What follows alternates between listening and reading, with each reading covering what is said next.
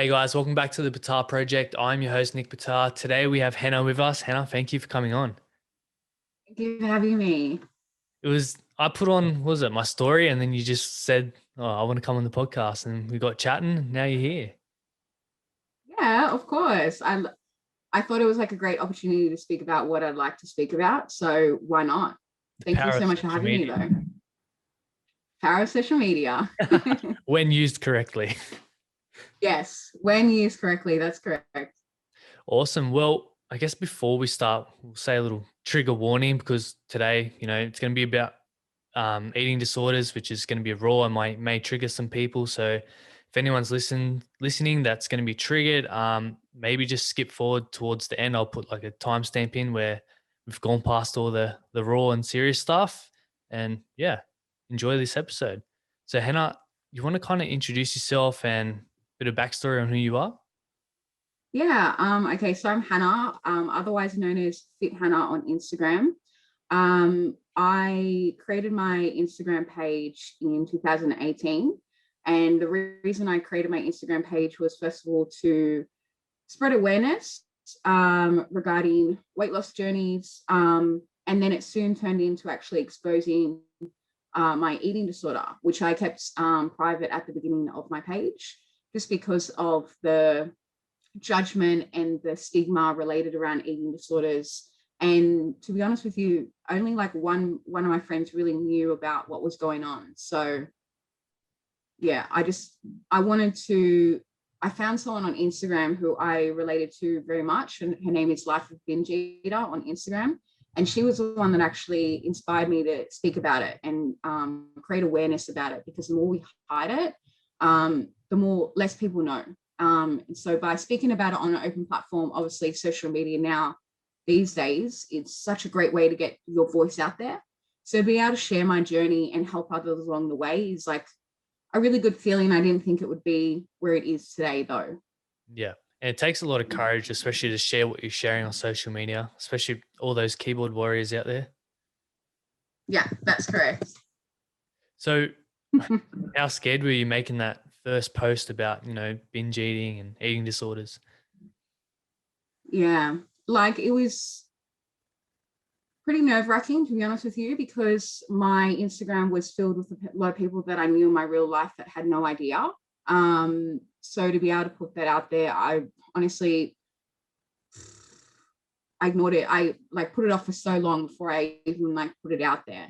But actually, when I did put it out there, it was so crazy because so many of my friends or acquaintances that I knew of then came to me, DM'd me, and said, "Hey, I just want to let you know that I've actually been going through the same thing, or previous eating disorder. Thank you so much for bringing awareness to it. It's so nice to be able to come to someone who relates to it." And I had so many people support me for speaking so openly about it, because obviously it's a very vulnerable part of my life, and eating disorders have such a stigma to them. So yeah, it was really good to be able to put that out there. And the feedback that I have got and still am getting is amazing. Yeah, it's great what you're doing. And people don't realize, or I didn't realize until I had a few guests on that, how common eating disorders are. Yeah. They're way more common than what people think, but because people don't speak about them, people don't really know what the statistics are. And I think a lot of people themselves don't even know they have an eating disorder, because what they think in their mind, they think it's normal. So they never go and seek help for it. But until you actually start speaking about it and speaking to people about it, then they actually open up about it. But a lot of people aren't open about it, whether it be binge eating, whether it be anorexia, whether it be bulimia. Like no one really wants to have that conversation. Yeah, exactly. Now, you had binge eating, was that correct? Yeah. So I've I'm currently 14 months binge free. I've suffered from binge eating disorder, diagnosed from 18, undiagnosed from probably around 15, 14, I would say. Um, Between the ages of about 18 to 20, I suffered anorexia, which then led on to bulimia. So to give you a little bit of insight of those eating disorders, if you're not aware, again, trigger warning for those who are watching. So I'll start off with BED just because binge eating disorder. So BED as an acronym, just because it's a lot easier. So BED basically is consuming a large amount of food in a very short period of time.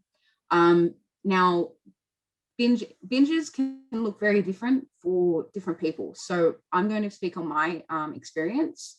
So binges for me, basically, I would get triggered by an emotional reaction. So whether that be someone saying something about my weight, whether that's saying something bullying me or making a nasty comment or like a friendship breakup, anything that could be it. It sort of led me to go to food as an emotional outlet. So some people, they'll go to the gym or, they'll call a friend or they'll go out for a walk. Mine was food. So my food was like, made me feel safe at the time. So I would basically black out, as I like to explain it. So I can't actually remember what I would consume in that period of span of time. And usually it's very little, like just imagine like consuming about 4,000 calories in about 10 minutes. And then after it, you can't even remember what you ate. Shit. So like my binges could include, let's say like 2 burgers from Macca's, a large chips, drinks, a side, then go home, have some lollies, have some chips, crackers, dip. And then your body catches up, your brain catches up, and then you sort of like get out of this like blackout moment. And then you sort of look back and think, fuck, what the fuck did I just eat? So then it would lead to guilt because that's what happens. You then feel guilty for the food that you have consumed. So that would happen when it was really bad, my binge eating disorder, that would happen like 4 to 5 times a week. To give a little bit of a backstory, I've been a bigger girl all my life. So I've had bullying pretty much all my life. So that has definitely been an emotional trigger for me, just because it's pretty much what triggered my eating disorder, if I'm being honest with you. I got bullied by my brother, I got bullied by my parents, by people at school, people on the internet, back in the day. So I suffered that from, again, like 14, 15. To give a little bit of backstory behind that, I might be going a little bit back and forth here, but to start from the beginning, basically when I was 12 years old, I got diagnosed with a rare condition called benign intracranial hypertension. So BIH. Basically what had happened was I got fluid within my brain. So there was fluid that was built up within my brain, which pressed against my brain and my back of my eyes. So what happened was I got these really, really bad headaches, and they probably were so bad that I would wake up during the night crying to my mum. Again, we're talking about 13 years ago now, so I was 12 years old.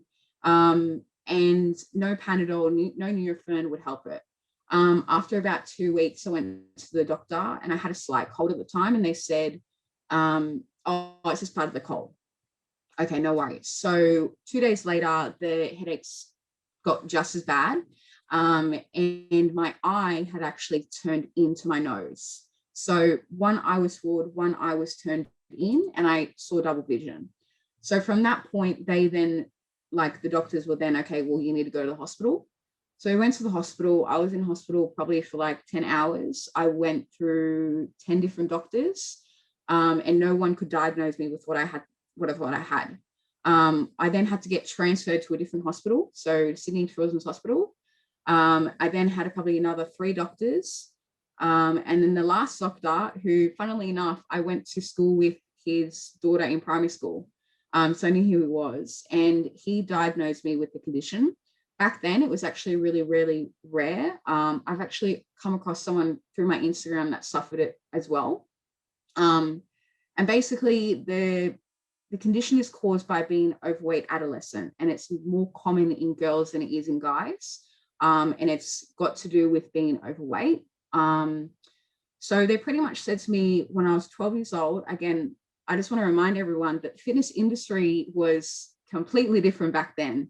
There wasn't people going to the gym by like 14 years old. So for me to be told by age 12 that I needed to start losing weight, like it was a big shock for me.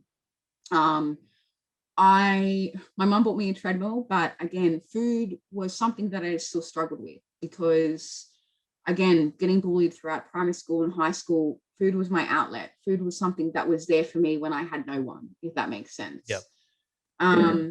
So when I was 15, I probably kept my weight stable. But by 15, what happened was I got told that I was pre-diabetic, which was quite scary, diabetes 2. So I was actually forced to see a personal trainer. So I got told that I need to go see a personal trainer right now, which I did. So right after that doctor's appointment, I went and made an appointment with a personal trainer up the road.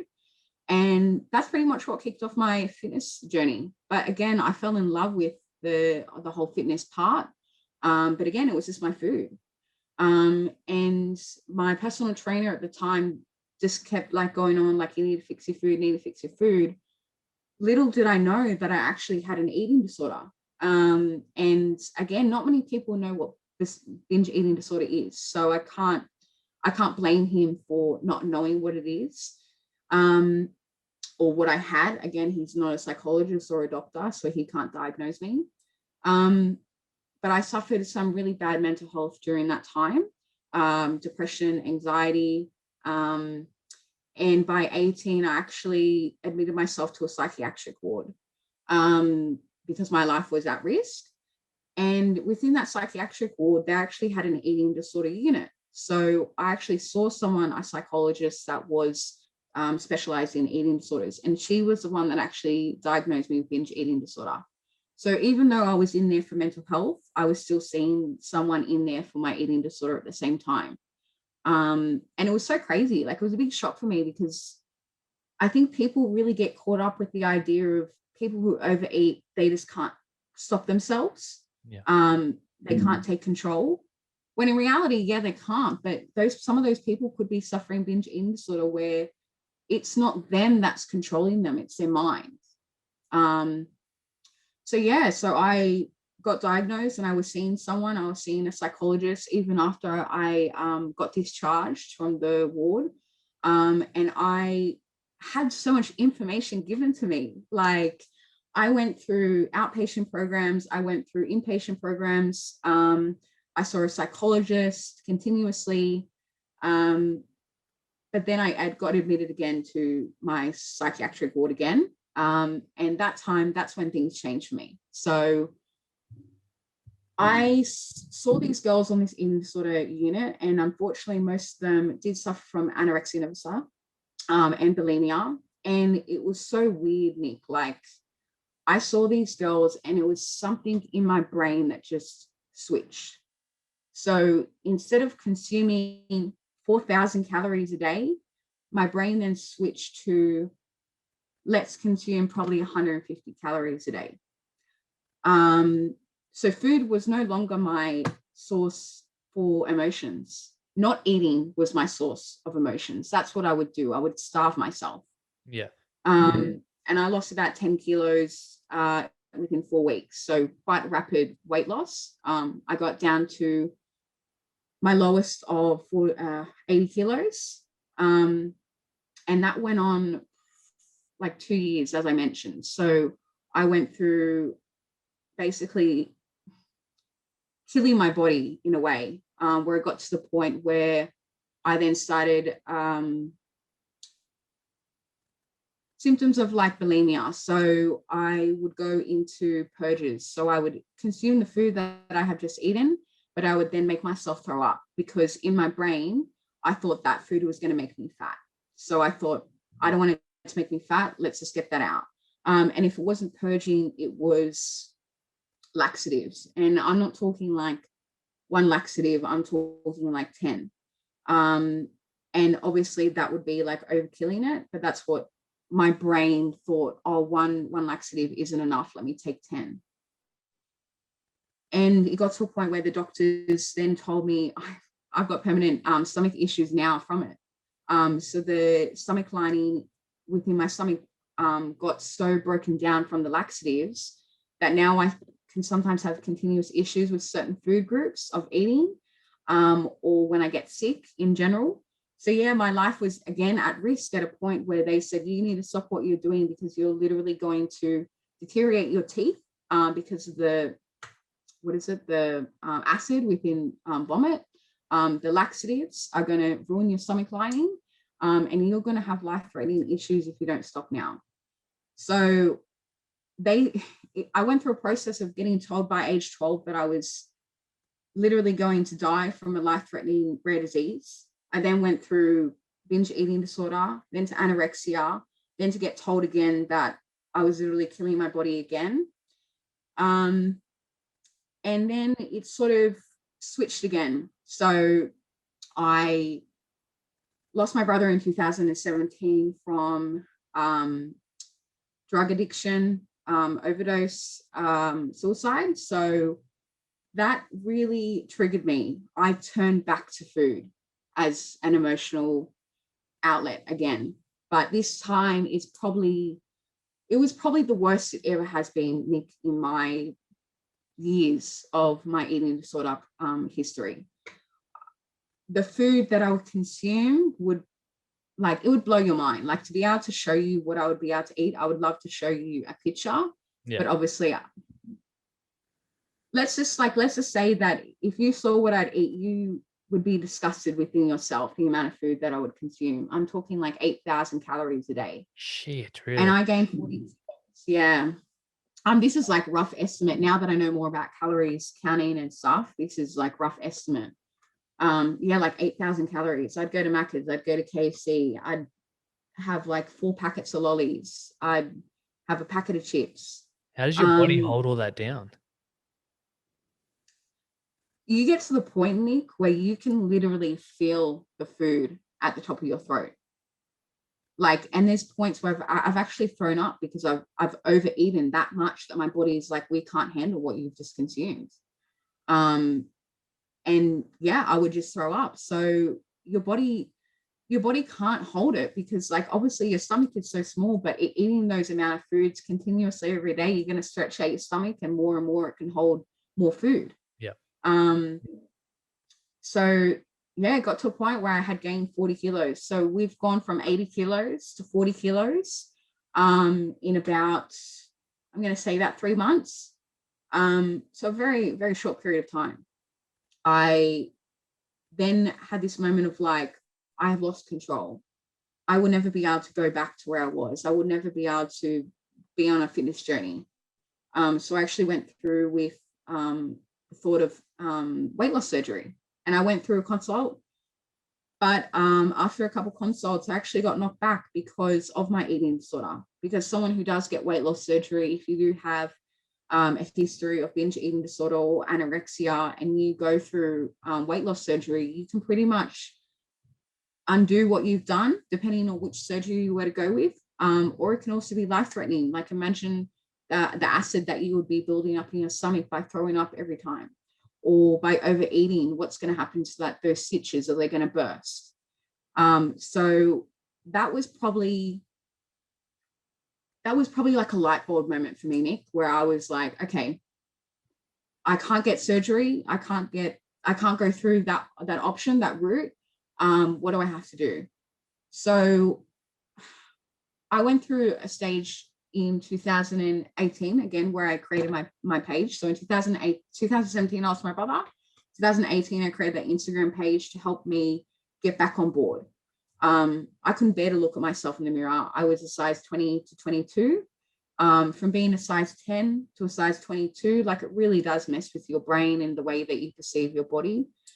And I went through probably about a year and a half of just sort of mellowing through the road of my journey. I still went to the gym, but I still suffered from my binge eating disorder. That was the main problem. Because, Nick, I can go to the gym 7 days a week. Don't get me wrong. I love the gym. I would do anything to be there, but it was just the food that I couldn't get out of. I couldn't get out of train a bad diet.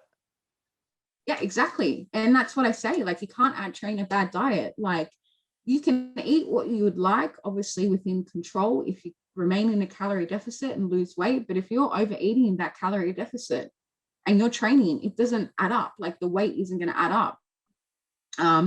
So I actually, in 2020, you've obviously, Nick, have gone through my journey a little bit. Yep. 2020, on January 27th, I decided to pretty much take control of my life. 2 weeks before that, I got called a fat fuck in a club. And that was a really big trigger for me. I went home and I lost control again, food wise.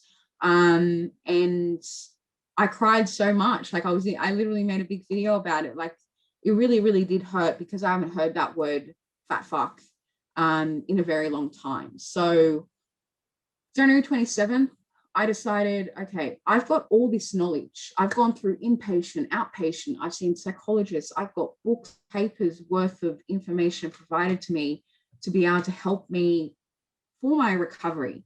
But what I never did is I never implemented it. I never implemented that information I was given to me because food was too good, if that makes sense. Like food was just too nice to give up. So that day, 27th of January, I decided, okay, I'm going to implement everything that I have learned into my journey, into my life, work with a healthy relationship with food. And yeah, here we are, 27th of March, and I'm 14 months binge free. So throughout the last 14 months, I've been able to document and show my progress of my eating disorder recovery, because it is not easy. Any little thing can trigger you. I got called in May last year. So I'm 4 months into recovery at this point. In May last year, I was going for a walk and I got called fat, you should go on The Biggest Loser, you're so obese, by a bunch of kids who were like 17. And that broke me. And the next day I actually went for a binge and I filmed this. I filmed all of this. I went to Hungry Jack's. I got 2 burgers, 2 chips, 2 drinks, and I was about to consume it because of last night. And I snapped myself out of it, which is so hard to do in that mindset. So I've definitely had potential triggers over these last 14 months, but I've been able to push past those. I love that. And I love you mentioned you had all the knowledge, but you just didn't implement it. It's the typical saying of knowledge is power, but really it's not. It's potential power unless you actually implement it. Exactly right. There's so much information out there, and there is so many opportunities to help or support or Google, Instagram, social media, and there's so much information provided to everyone, whether it be eating disorders or not, fitness, gym related. You don't need to pay $100 to get a workout program when you can literally find one on Instagram. So yeah, it's just about implementing that information. I think that's what people don't do, obviously, like from my personal experience as well. Exactly. I think because there is so much information, it's a bit of an overload sometimes and people just don't know what to do. Yeah, overwhelming. Yeah. And I love that you mentioned that you ordered all that food and then you just snapped out of it. Like, how do you change your mindset from fuck it, I'm eating everything to now, I'm not doing it? It's really hard because I feel like it does come down to the type of person you are and the strength that you have within yourself. Um, it's a lot of work. Like it's not easy. It's a lot of mindset, control, determination, resilience that you've got to build up yourself, because it's not easy. Like in life, nothing is easy. You don't get anything handed by you by God and Spirit. You know what I mean? So I feel like it does come down to the type of person you are. It sort of goes with the quote, like, how bad do you really want it? Yes, that does apply. And I understand with eating disorders, the mind is way more powerful than our body, that can control us. But I think if you have the right support network, you have the right information given to you, obviously, again, by a professional, please, by a professional, and you work with your friends as well to be able to help you with any like potential triggers as well. You just need to make sure that you have a plan in place, I guess. Like, what are you going to do if you're in that moment when you're about to binge? Like, you need options to go to. Are you going to call a friend to be able to distract yourself? So it's about learning like coping strategies, mechanisms, and everything like that. And you learn that through, again, through professional help. Yeah. So Do you use the motivation of people calling you fat and all those nasty words to be like, you know what, I'm gonna prove you fuckers wrong, or you just don't care? No, not anymore. I think used to when I was younger, like when I was on my journey, I'm like, yeah, I'm gonna use you as like motivation to lose weight. And even though the guy that called me a fat fucking in the club um prompted me to start my journey, I'm not looking back at it and being like, yeah, I've lost like 20 kilos now and fuck you for calling me fat. You know, I think you've got to do it for yourself at Yeah, the end of the day. Like, don't do this for anyone else, because if you're going to be working on yourself for someone else, you're going to lose yourself in the process. So do this for yourself. Like, think about how you used to feel in those moments. Like, reminisce on those and really think about what you actually want to do with them. Do you want to change your life so you can feel good about yourself and you don't have to worry about that words coming out of people's mouths? Do it for that. Don't do it for other people and the words that come out. I mean, some people, they use that as motivation and good for them.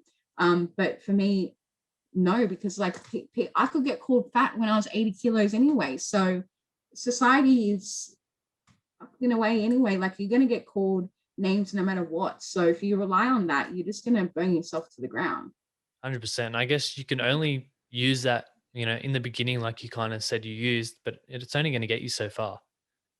Yeah, it's only going to get you so far, because that word only stays in your brain for so long, and sometimes it sticks with you for years, and people still remember those words. But you've got to remember that you're not going to be doing it for those words. You're going to be doing it for yourself. Yeah. It's truly inspiring that you've gone from overeating to anorexia, then back to kind of overeating, and then now you're on track to really, 14 months binge free. Like, that's amazing achievement. Thank you. Yeah, very And hard work. I can tell, like, you've you're a very confident person now, and you seem very strong minded, and you seem very happy within yourself too, which is great to see. Yeah, yeah. Takes a I lot of think work. like, yeah, it's a lot of work. I think, a lot of people who have followed my journey long term, they know the mindset and the strength that I have gained from this. Like, it's not, I don't think about it just as a weight loss. Like, the weight loss that I have lost, 22 kilos, is awesome. Like, good for me. But my mindset change and my growth within my personality and the confidence that I've been able to gain through this process, through my self-love and journey and everything like that, is awesome. Like, I've always been a confident person, I would say, because I feel like I use my confidence to hide my insecurities of my body. Being a bigger girl all your life, you really do stick out with when it comes to groups of friends, or in high school, or just in general in society. Like, the bigger person always stands out because you're the odd one out. So I'm a very like bubbly, extroverted person. I always have been, and I've always been confident. But I feel like I've now been able to come to a point, even though I'm not at my lowest weight, even though I'm not at like a goal that I would like to be, I'm still happy within my body, and I'm still able to accept it for what it is and act confident and be confident. Because I feel like I saw like a post from someone about like confidence, like, you act so confident. And it's like, okay, why can't I act confident? Like, I get called confident quite a bit. Like, oh, you're so confident in your body. Like, good for you. You're so confident as a person. Am I not allowed to be confident because I'm a bigger person? You know what I mean? Like, is confidence linked with being a bigger person? That's what I feel like. It comes a little bit weird across social media at the moment. Like, I love being called confident because I am, but don't relate my confidence with my body just because I'm a bigger person. Yeah, I think because most people used to, when they see a bigger person, they're not confident usually, and they're always down on themselves. And then seeing you, they're like, "Oh fuck, what the hell is different?" Yeah, yeah, exactly. And like, I recently did a photo shoot. That's something that I've always really wanted to do. But I've just been too self-conscious to do it all my life because of my body. And even though I was like, I've changed, my body has changed so much from that photo shoot that I did. Um, but it's so good to be able to do something that you've always wanted to do, knowing that it's not determined on the weight you've lost. Because I feel like in life, speaking on my experience, I've turned down a lot of opportunities, and I've turned down a lot of moments or memories that I could have gained or done or went on or traveled because of my weight. And I think that's what a lot of people have this mindset of, oh, I'm going to go, let's say, for example, I'm going to go to Thailand when I'm skinnier, or I'm going to buy a car when I've lost this much weight, or I'm going to do this photo shoot when I'm weigh this much. I think we lose a lot of time by thinking ahead of the moment of when we're going to be there, when we can really do those things now. It's just about working on yourself and your own confidence within yourself to be able to do those things. But again, it comes down to you. It's a lot of work. It's a lot of hard work within yourself and your mind. 100%. And who's your support network around you? Because, like, obviously you've done a lot of it by yourself, but you need that core support group around you. Honestly, it's sort of crazy. My Instagram Yeah. is my support network. I do have a coach, Emily. Obviously, she helps me coach with my journey, my program, my fitness, everything like that. She is a support person. But my Instagram has, like, it's crazy. My Instagram has been way more supportive than people in my real life. So I had two personal Instagrams. I had my personal Instagram that everyone like has, and then my fitness Instagram.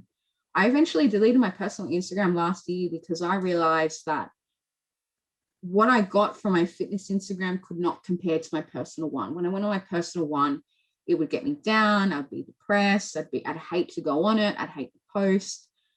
But when I would be having a bad day or a good thing would happen, the amount of people that uplift me, and people that I don't even know, like I haven't even met these people, Nick. It's crazy. Like, I have a best friend in New Zealand, Stell, who I met through my page, and we have not met, but we speak all the time on phone, video call, and I call her my best friend, even though we have not met. Like, it's crazy. And when I tell people this, they just think it's sort of insane. I got invited to a wedding last year from New Zealand to be a bridesmaid for a friend, Life of Binge eater, Claire.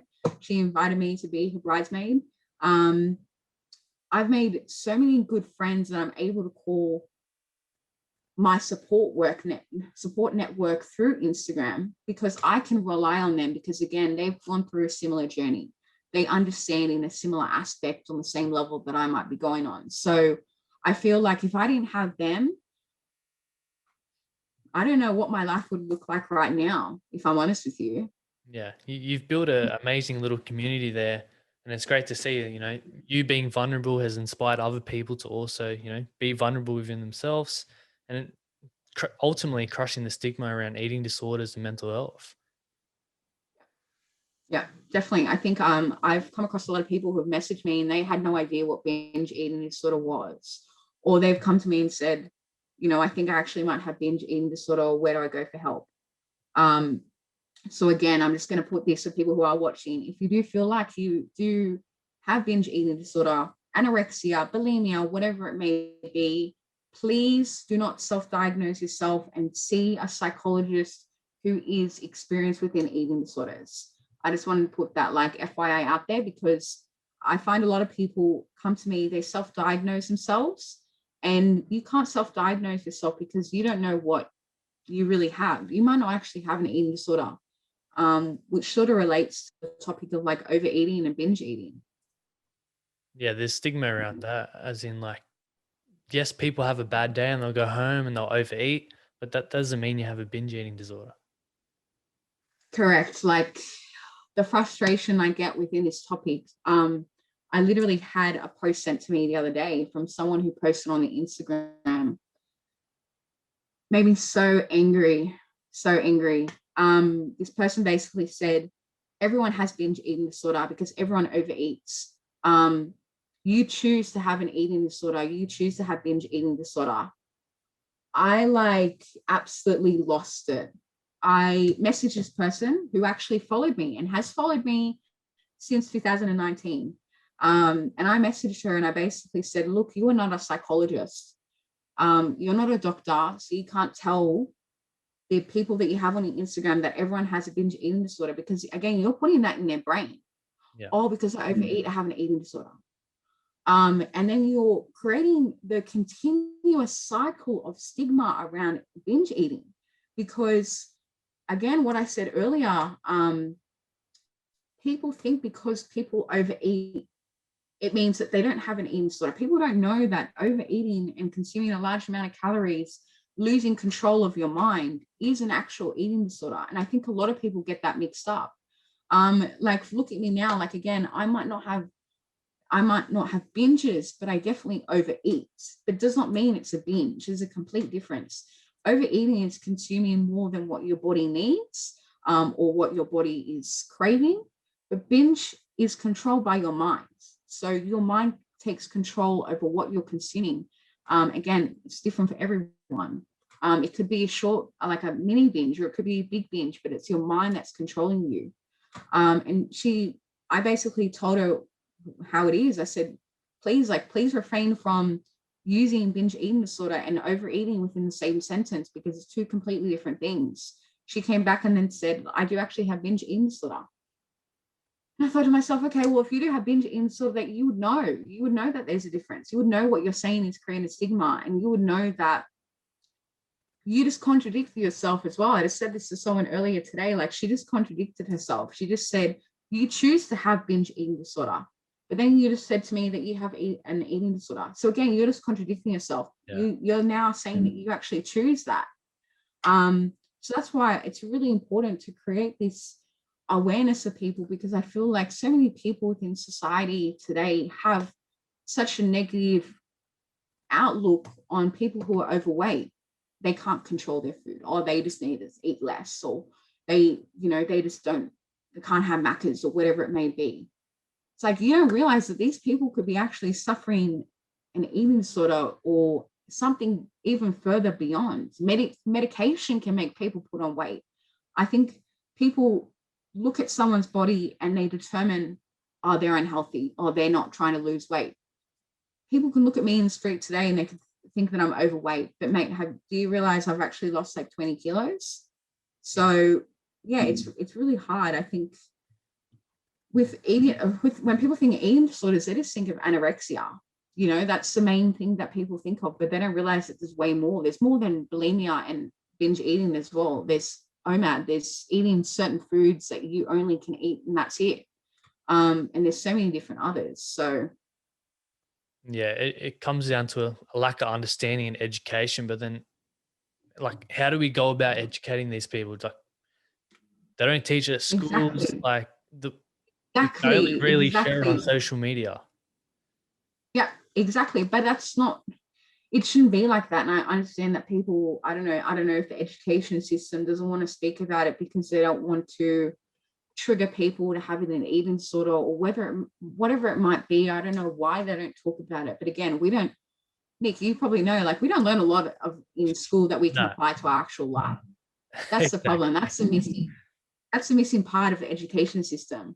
They don't teach us how to do our tax. They don't teach us how to, like, go through hard events in our life or anything like that.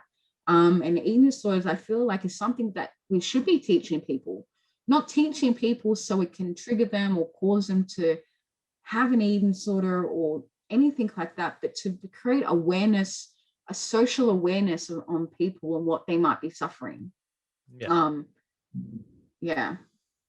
The overall topic of mental health should be taught in schools.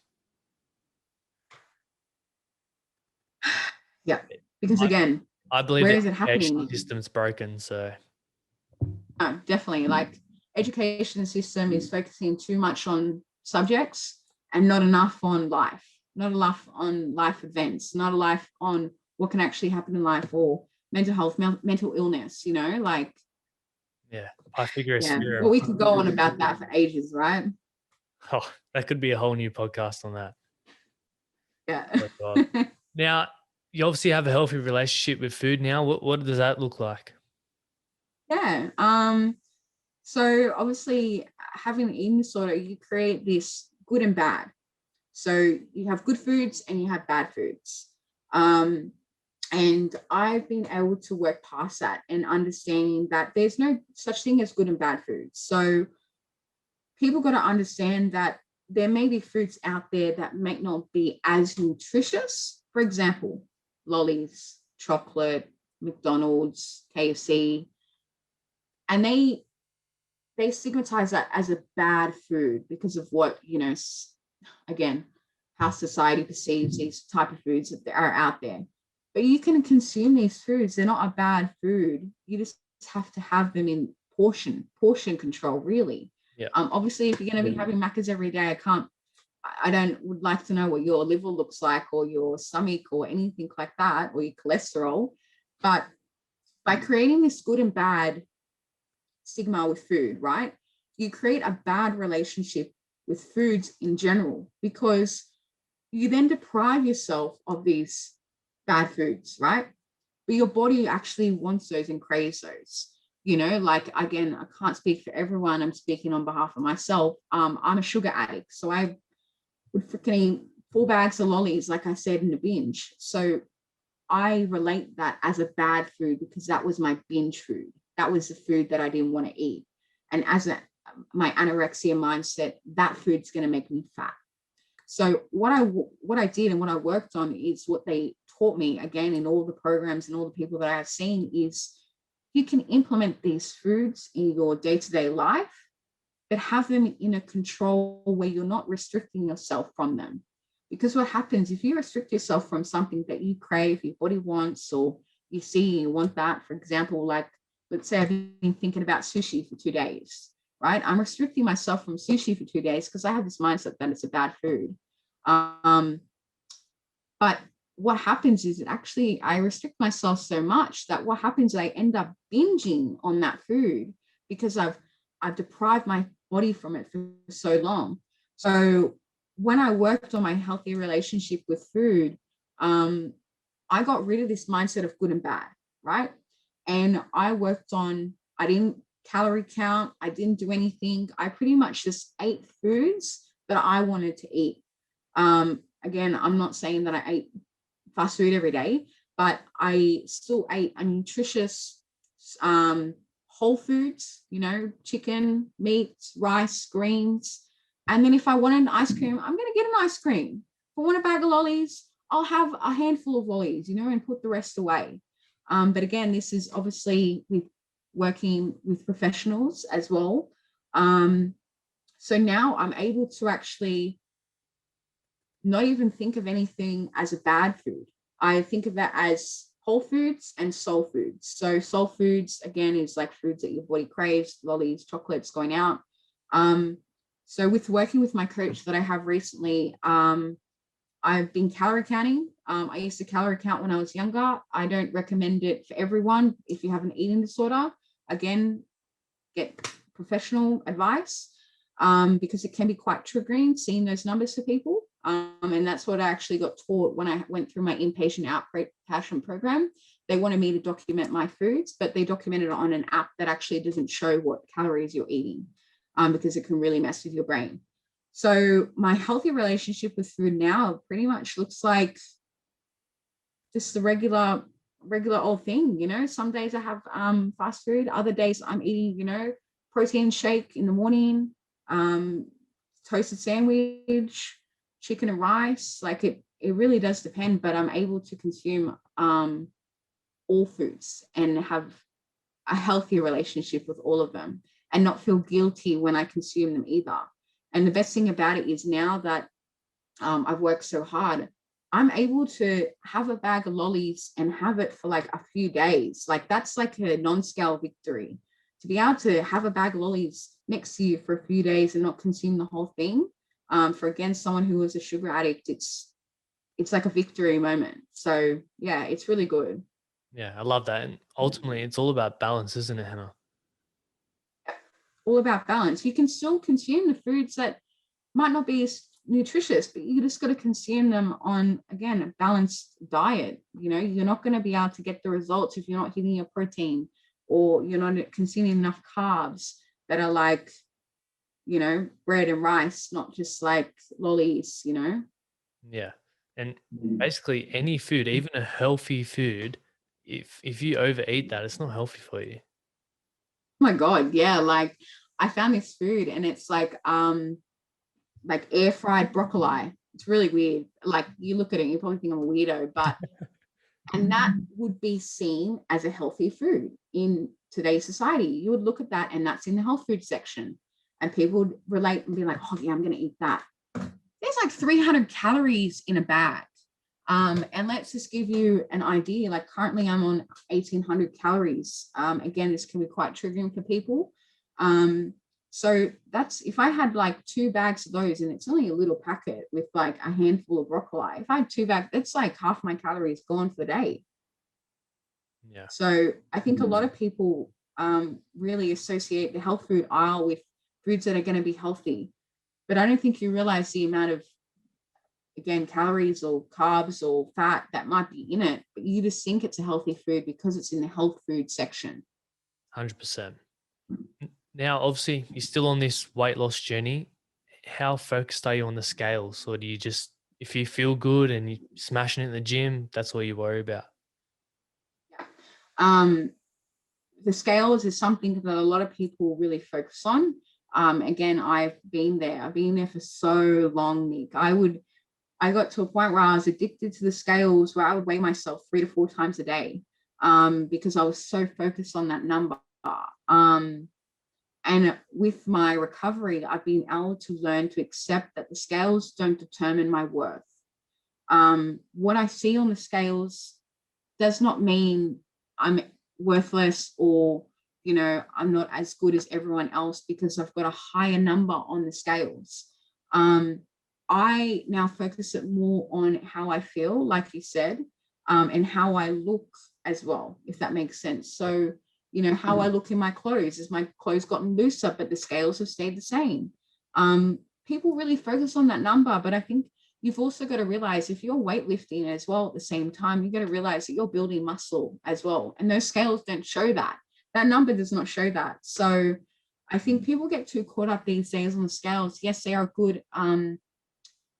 So my friend Dell in New Zealand made this quote: scales are an indication, not a validation.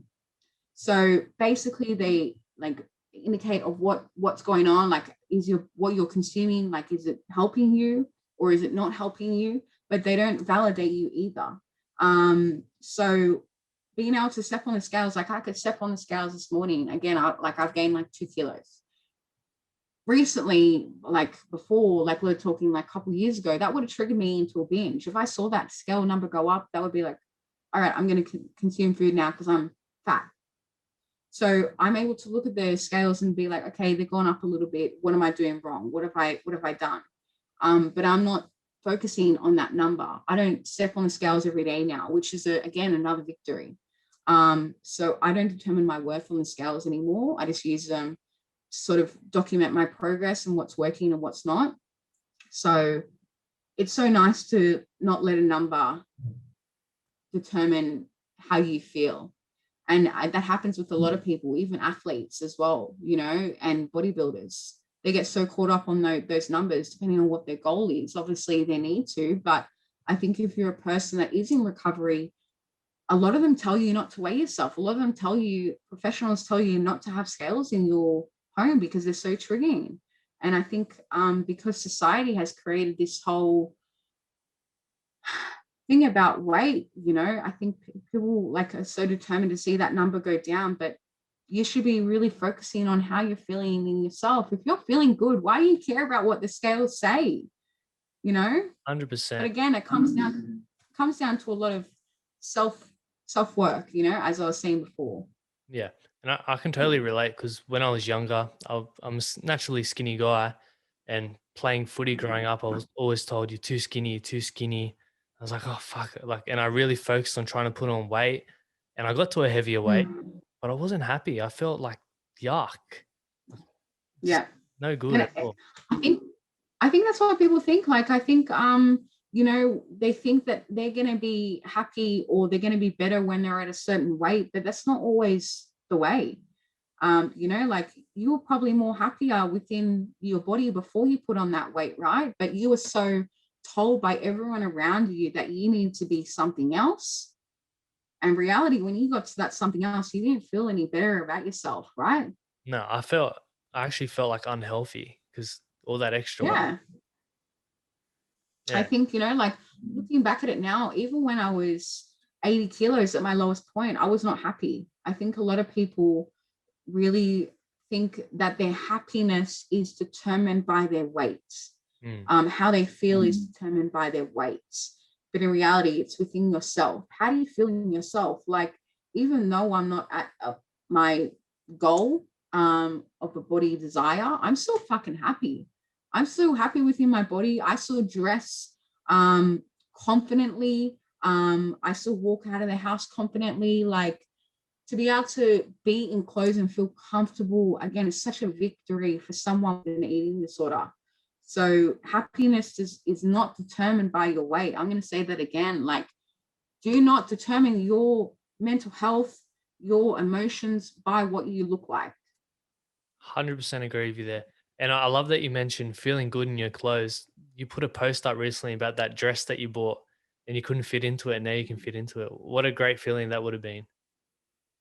Honestly, I just cried off camera.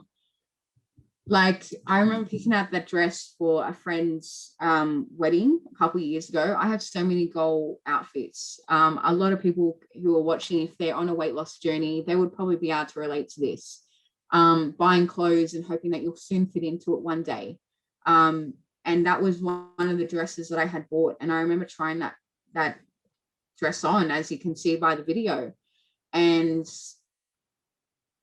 putting it on the other day.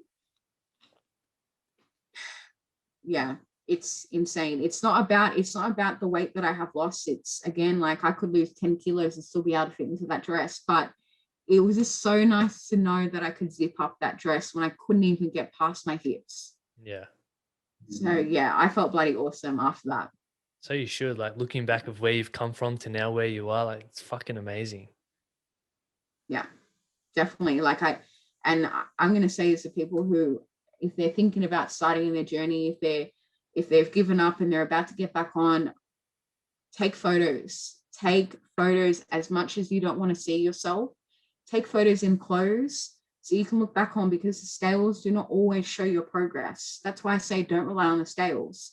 If you take those clothing progress photos and you try on that item of clothing in a couple months' time, you'll surprise yourself. That's all I'm going to say. Yeah. I love that you mentioned that it's a journey because ultimately it is a journey. You're playing the long game. You're changing basically your whole lifestyle and your mindset. It's an amazing journey and you should enjoy the whole process, especially when you look back at how far you've come. Yeah. And I think, like, again, it relates to what I was saying before. I think people get too caught up on the top of the staircase, right? They get too caught up on their end goal Mm. and they forget to look back at where they've actually come from. I think you really need to focus on, I say this to so many people that come to me in my inbox, focus on the first step ahead of you and don't forget to look back where you came from. Because, for example, let's say, I want to lose another 20 kilos. I'm so fixated on those 20 kilos, but I have not been able to recognize and be able to appreciate what I've actually done before that. You know what I mean? So I think if you are going to go into a journey, appreciate and love the process. It's not a quick turnaround. It's not something you can do overnight, and you need to be able to enjoy the journey at the same time. If you don't enjoy the journey and you're too fixated on that number or that goal at the top of the staircase, you're not going to get very far up that staircase, because you're going to keep getting let down because you're not anywhere closer, because you haven't been able to really appreciate your progress before. So yeah, I think it's just really important to look back and recognize how far you've actually come. Look back at a year ago, how much has changed in a year, like, and it's not just about the weight loss in a journey, whether you'll be bodybuilding or whether you're weight loss or whether it's recovery, focus on everything else around you. Like, your support network, has it changed? Your mindset, has it changed? How do you look on life? Like, I've lost so many friends in the last couple of months. And I've been really able to grow from that as well. And I don't fixate on the number anymore. I fixate more on the little things, being able to fit into that red dress, being able to walk out in public and not feel self-conscious.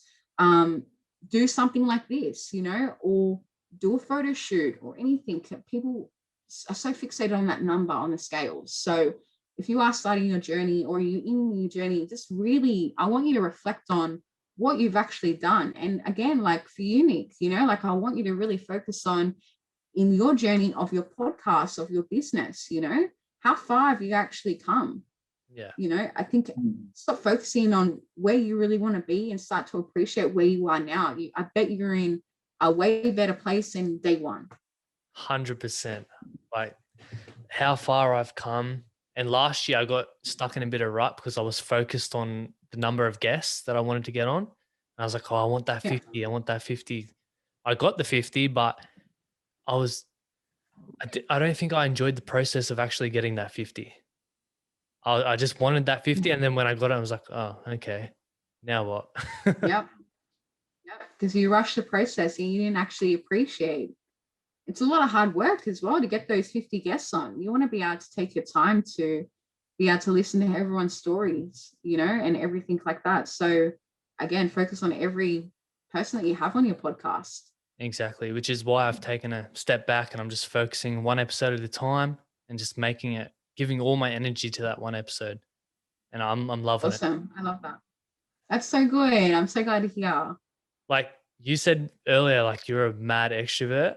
I'm the total opposite. I was I big know. I saw. Yeah, I Yeah. would not be talking to you right now. I'm in my shell and like I've grown so much as a human. It's been amazing.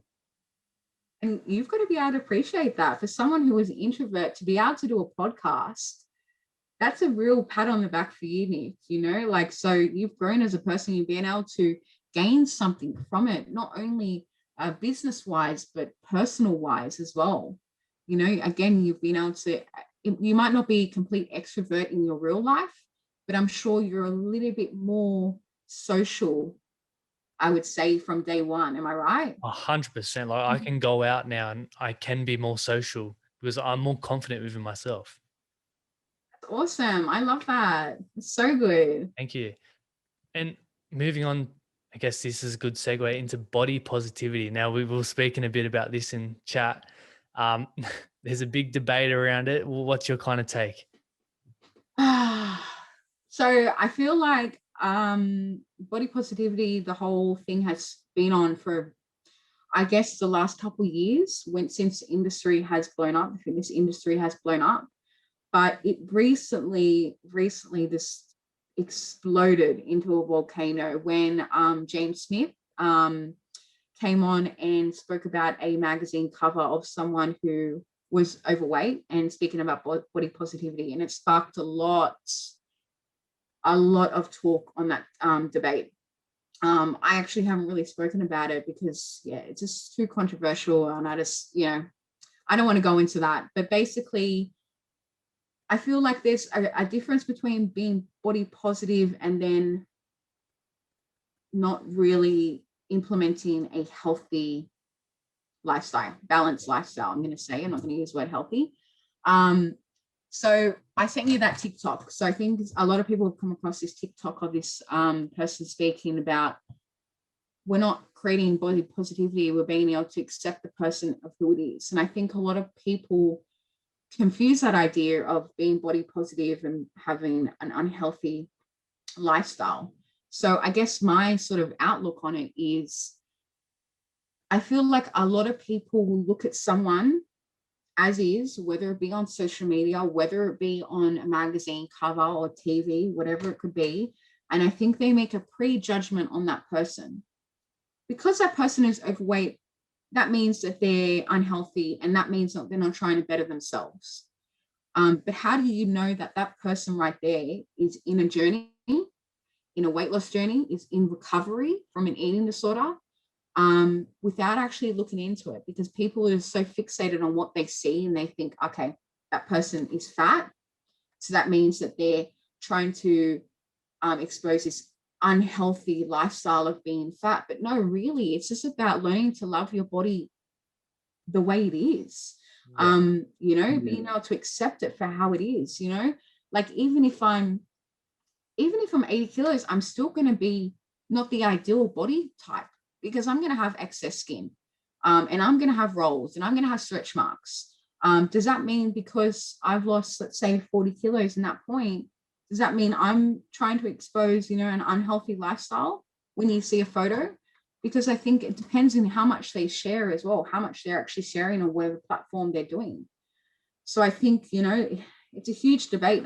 I respect those women who are able to put themselves out there in such a vulnerable place. For example, like myself, being able to share what I'm able to share. People can make a prejudgment on me, being like, you're trying to create this unhealthy body image on society today. When reality, no, I'm just trying to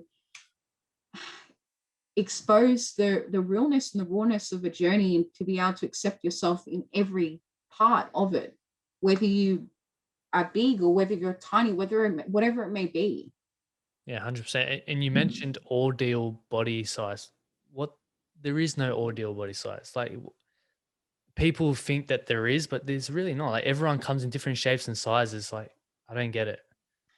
Exactly. But I say that because society has created this, idea of an ideal body type, or body Yeah, size. But what is that? Like exactly. society, tell me, what is that? Because, I guess going back in the day when Victoria's Secret models were on the runway, that was the ideal. But we spoke about this a little bit, where the ideal body type has actually changed. Back in the day, it was that you wanted to look like a Victoria's Secret model. And as time has gone on, it has changed. And it's so crazy and rapid to think, because let's say how I am right now, a lot of people like that. A lot of people like that thick, curvy style, that Kim K look. Yeah, And people are paying to look like that. They're getting BBLs, they're getting liposuction to be able to look like that. But it's so funny, because those people that want to look like that, they were the ones that used to talk shit about those people that look like that. People who had a bigger ass or bigger tits, or that hourglass figure, they used to look down on them. And it's crazy how society has changed. So I think there is really no ideal body type, but I think society creates this ideal body type on what is trending, yeah, what people like, you know? exactly. Um, and like, there's so many people, so many like judging all the time. And for some, you might find an overweight person, and they may, the way they respond to someone saying, "Oh, you're a fat fuck," you know, one, that could motivate them, or two, that could send them down a spiral. Like people react different. We want them to be in, if they're not in a positive mindset, why would they care about trying to change themselves and look after themselves? Exactly. Like I think it goes back to the whole body positivity, because you call someone fat means they're unhealthy. And like you said, by being called fat, it's such a negative outlook. If you're fat, it means, it's a bullying aspect. And again, that can really break someone, or that could really motivate them. It really determines on how they use it, but not everyone is capable of using it as motivation. A lot of people are able to use that as something to hide away from. Yeah. And I think that's what creates such a negative self-image of people, because we get called these names, as someone who's been bullied all their life, being called fat. Every word under the sun that has got to do with my body type, I have been called. So I've always had this self-negative image on myself of, because I look like this, it means that, I'm not good enough. So yeah, society really makes me angry. The generalized society, I guess, that have this idea. And yeah, I could go on about this so long, pretty Yeah. much. But I just think people need to be more accepting of words that they're going to be using. Why do we have to determine someone's worth on what they look like? Because, like yourself, you're called too skinny. You're too skinny. You're too fat. Okay, then what? If you're too skinny, too fat, what's the idea? What's the idea? What do you want us to be? And even for someone like yourself, I guess a lot of people focus on fat phobia and being called fat and everything like that. But I think a lot of people don't forget that people who are skinnier, let's say, may or not even suffer anorexia, they also get that stigmatization as well, where they get called, you're too skinny, you need to put on weight. And that can also create an eating, create an eating disorder in a way from them, like it can trigger them. And it can, again, create that negative body image for yourself, because you would then compare yourself to your footy friends. Yeah. Oh, I don't look like that, so that means I'm not good enough.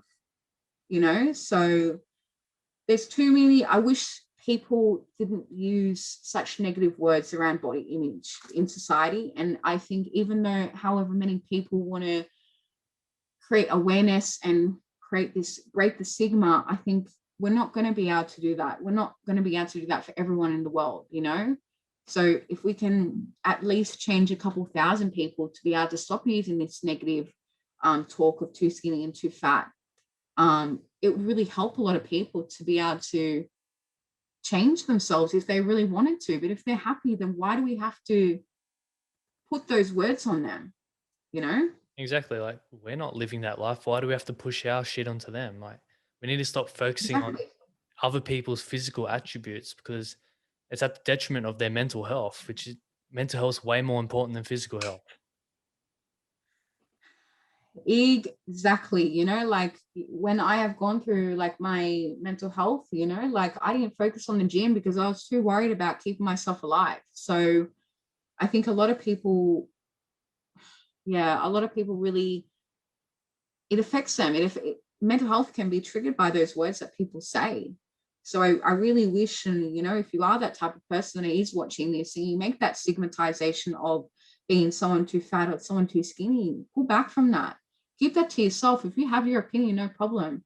But when it comes to like body image and making those words, don't say it out loud, because you have no idea what that person is suffering or what's going on behind closed doors. And you could, again, like you can get caught on the street a fat fuck, but this person doesn't know your story. And I think that's what gets people upset. And that's happened to me before, where I would get called fat or I would get called this or that. And it would make me really upset, because I'm like, I really wish you had spent the last 5 years of my life and realized what I have been doing, or what your words have actually caused me to do, Yeah. Well, if you have nothing to say, nothing good to say, you shouldn't even say it at all.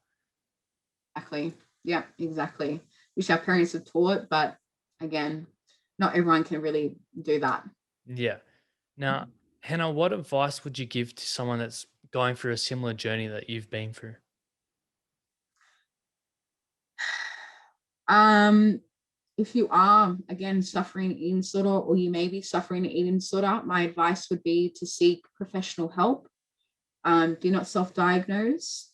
There is many places out there, psychologists, inpatient programs, outpatient programs that are able to help you. And if you are in a rural area, or you're in an area where there's not many places out there within your local community, there are places that do Skype sessions that might not be in your country. For example, there's a place near me that does Skype sessions. So seek professional help. Don't try and do this yourself. I would also give the advice of being open with your support friends. So your friends around you, if they are supportive and they are understanding and they are truly good friends, let them know, because they could be saying stuff or doing stuff that could trigger you. So if they're aware of those potential triggers for your eating disorder or anything like that, if you let them know, they're able to sort of adapt to that, which I was able to do with my friends. So being able to do that yourself.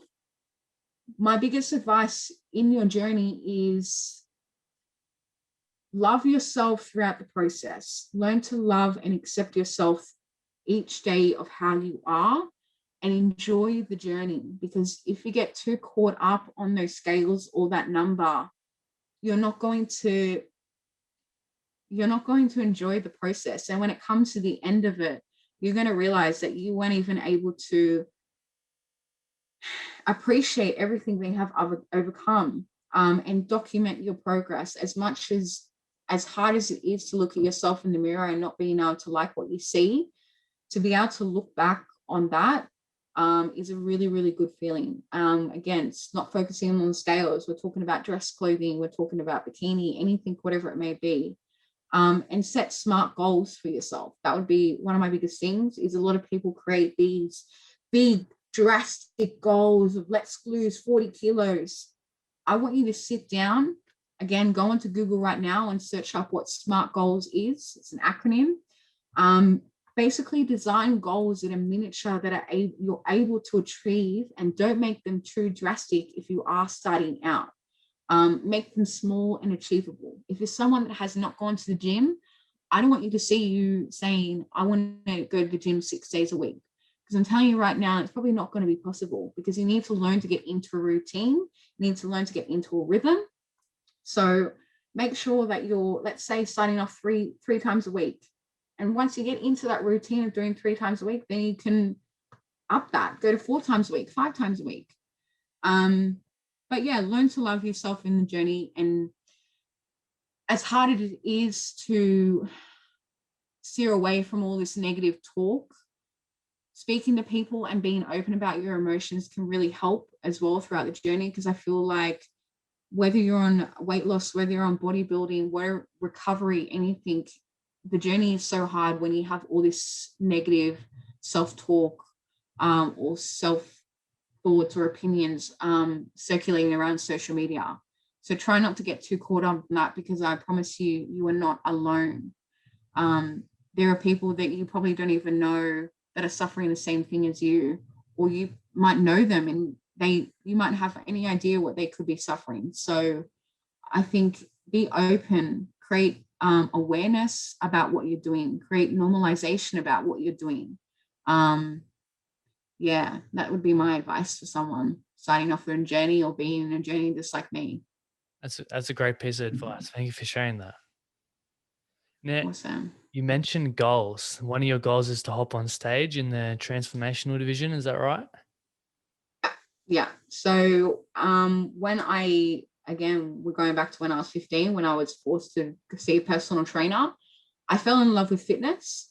And within that industry, there was a lot of competition, competing. So bodybuilding, fitness division, everything like that. And I fell in love with fitness so much, I actually became a personal trainer. So I was a personal trainer for about a year and a half before I got into a really bad motorbike accident and had to stop. But that pretty much, fitness changed my life. So I want to be able to show that it saved my life and it changed my life.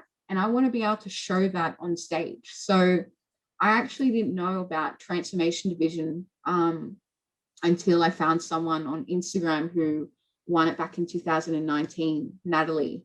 And she won the WBFF Transformation Division. And basically, they put a photo up on what you used to look like, but they don't determine the winner on how much weight you've lost. They determine on everything that you have achieved, whether it be mindset change, whether it be recovery, whether it be your relationship with food. You basically give the judges a piece of paper, letting them know what you've actually achieved in your journey. And you might not be at the end line when you decide to go on stage for it. But yeah, so that's like my end goal that I'm working on. I'm not setting a date for myself.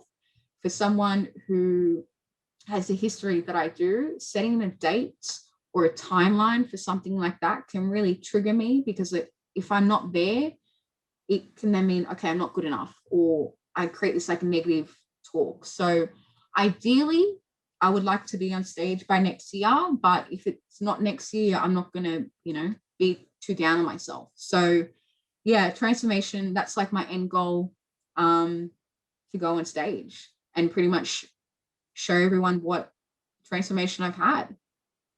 That's amazing. And I can't wait to follow the journey and see you up on stage. You'll smash it for sure. Thank you. Now, I got 2 last questions for you that I ask everyone. We'll start with the first one. What's your definition of success? Damn.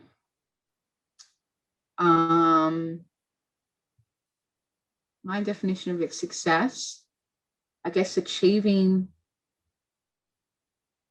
what you would have liked in life. So for me, success is I'm successful right now because I'm in recovery. So I guess if we're referring to success in my journey, then I'd say I've become successful because I've been able to recover from my eating disorder. So I think success is determines on the goal that you achieve, whether it be big or small. That's awesome. And our last question is, when your time's up on this earth, what would you like to be remembered for?